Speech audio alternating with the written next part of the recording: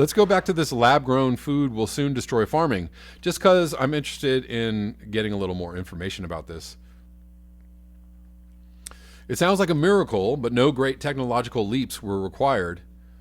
In a commercial lab on the outskirts of Helsinki, I watched scientists turn water into food. Through a portal in a metal tank, I could see a yellow froth churning. It's a primordial soup of bacteria taken from the soil and multiplied in the laboratory, using hydrogen extracted from water as its energy source. When the froth was siphoned through a tangle of pipes and squirted onto heated rollers, it turned into a rich yellow flour. Sounds appetizing.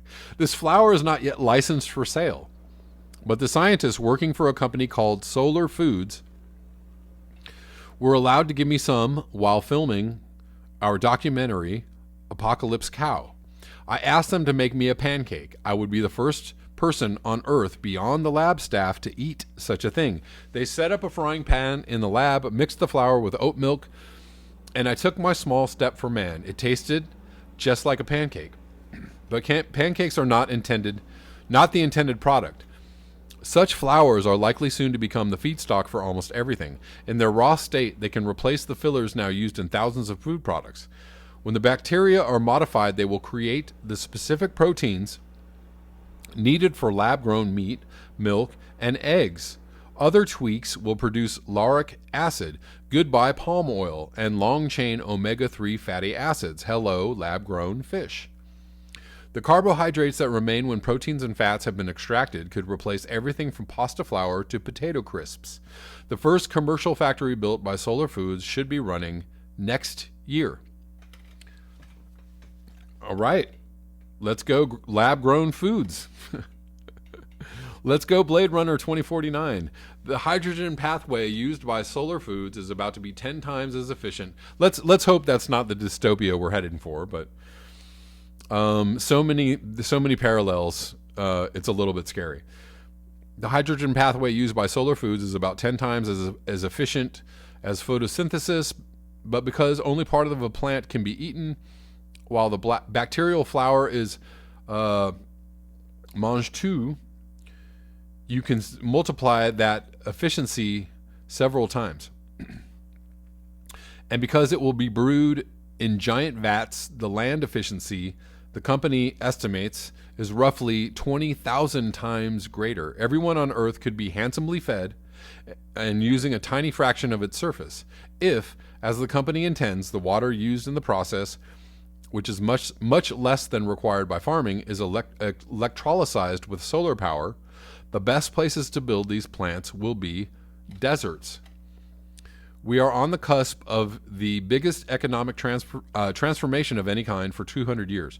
While arguments rage about plant versus meat-based diets, new technologies will soon make them irrelevant. Before long, most of our food will come neither from plants or animals, but from unicellular life. After 12,000 years of feeding humankind, all farming except fruit and veg production is likely to be replaced by ferming, brewing microbes through precision fermentation. This means multiplying particular microorganisms to produce particular products in factories. I know some people will be horrified by this prospect. I can see some drawbacks, but I believe it comes in the nick of time. Several impending disasters are converging on our food supply, any of which could be catastrophic. Climate breakdown threatens to cause what scientists call multiple breadbasket failures through synchronous heat waves and other impacts. So that is the big concern, and that concern is happening, is going to be a concern in the next few years, certainly in the next 5 years. So this does come in the nick of time if we're talking about staving off cataclysmic famine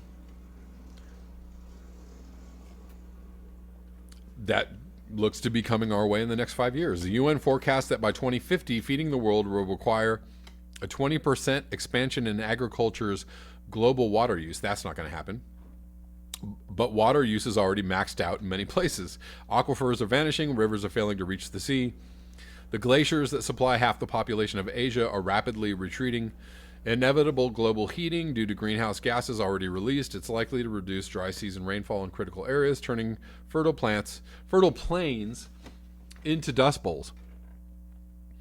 A global soil crisis threatens the very basis of our subsistence, as great tracts of arable land lose their fertility through erosion, compaction, and contamination. Phosphate supplies, crucial for agriculture, are dwindling fast. Insectageddon threatens catastrophic pollination failures. It is hard to see how farming can feed us all, even until 2050, let alone to the end of the century and beyond.